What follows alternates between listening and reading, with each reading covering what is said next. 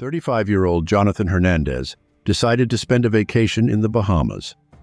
A resident of Florida and a captain who has spent a good part of his life on the water, he simply wanted to take a break from his daily routine. Setting sail, cruising, and returning to port, he envisioned enjoying 2 weeks like a free man, and he could hardly think of a better place. The crystal-clear sea was like something out of a postcard. And in late June, right when the tourist season was picking up, there would be time for his favorite sport, spearfishing. 2 weeks of enjoyment lay ahead of him. Thus, June 26, 2019 was set for a trip to Abaco Island, a favorite among Hernandez's peers. Not too many vessels around, the underwater world somewhat preserved. Jonathan and a friend were on the shore at dawn. They checked their equipment, the spear guns, everything was in perfect order.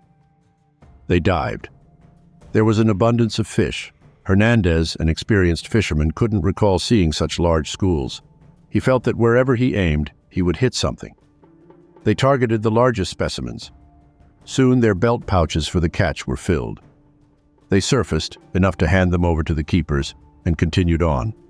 And so it went all day, as long as they could endure. Late in the afternoon, they decided it was enough. Just 1 or 2 more dives. But there was even more fish. Jonathan strayed from his friend. He wanted to explore around a certain reef. He had been observing it all day, and now he seemed to see some fish he hadn't noticed before. Large specimens, hiding there behind the rocks. He plunged towards them. A few seconds later, he realized something was wrong. Almost all of the plentiful fish around him had disappeared. They had scattered. He attributed this to the fear of a hunter in the water. No matter, he had caught enough for the day. He turned towards the shore and began to ascend. Only then did he notice a shadow. A hunter was indeed in the water, but he soon realized it wasn't him. It seemed he had just become the prey. At first he thought it was the shadow of a boat, but the outlines didn't match. He had never seen a boat with such sharp edges. Then he felt an impact. It came from behind. Now he was even more certain it was a boat. He was close to the surface. It must have been the keel of some vessel that hit him. But there was nothing on the surface. Surely he would have seen something above him, no matter where it came from. He quickly turned around. To his left, he spotted something following him. Just a few centimeters from his face was a massive head. Pointed. A shark. And it was just opening its jaws. It seemed to be grinning at him. Hernandez was up close to what he had only seen in pictures or on a screen until then. Sharp teeth. They seemed even larger than they actually were. Definitely big enough to rip him apart, to cut him in half. It seemed to him that the shark was just about to do something like that. He felt another hit, this time on his thigh. He was convinced his femur had snapped like a dry branch. Did he actually hear a sound, or was his brain playing tricks on him? Then the pain, even more intense. He looked down. The shark's jaws had just closed where it had hit him before. He could no longer see his own thigh, only the snout of the beast that was trying to bite off his leg. He saw its eyes, too. Black, almost lifeless, as if they were staring right into his. Before his eyes, everything turned into a blur. The pain was unbearable. He couldn't believe something could hurt so much. His leg was tightly clutched, and the shark was jerking its head. Jonathan wondered how long it would take before his leg was completely torn off. The blur was replaced by something red. He quickly realized it was his blood.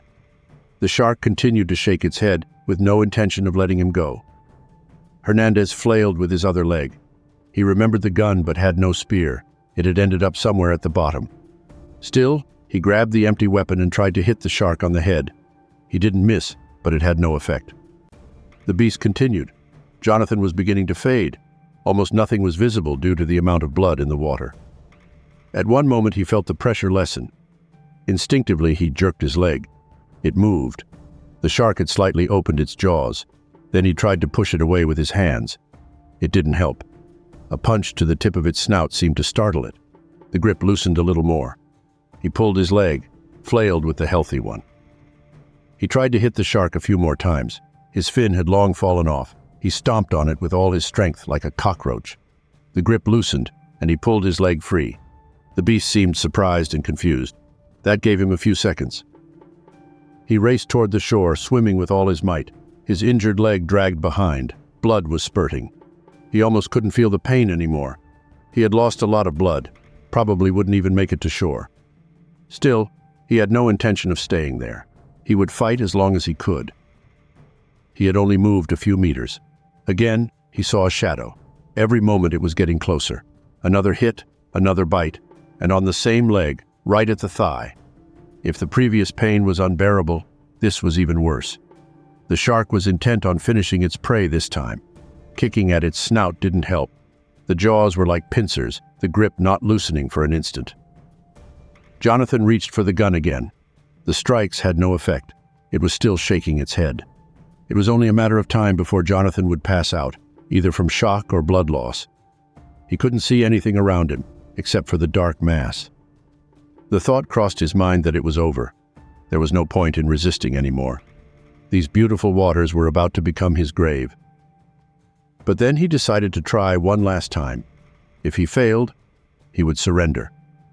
The gun again ended up hitting the animal's head. He jabbed it wherever he could. Then he realized the gun had gotten stuck somewhere. He couldn't pull it out. He tugged at it, jerked it, but the weapon wouldn't budge. It was almost over, just a matter of seconds before it all ended. Then he realized where the gun was stuck, in the shark's jaws right beside his thigh.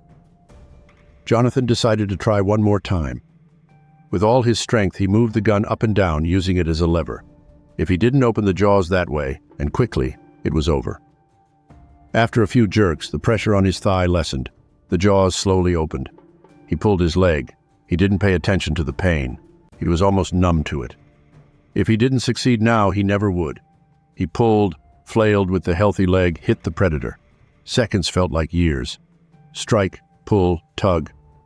Suddenly, the shark let go. Jonathan was free. Once more, the shark's head was right beside his face. He thought it was preparing for another bite. It would decapitate him, tear off his head. But it seemed to observe him for a few moments. Then it swam away. With great difficulty, Jonathan surfaced and tried to swim. He saw a boat approaching him. He looked around, fearful the shark might return. When the boat was just a few meters away, he passed out. He was taken onto the boat, then to shore. Emergency services arrived within minutes. He was transferred to a hospital, and after several surgeries, his leg was saved. Recovery would be long. Still, Hernandez says he can't blame the shark. After all, he had intruded into its domain. And there, he was just ordinary prey. Thank you so much for watching. We really appreciate your time and hope you enjoyed the video.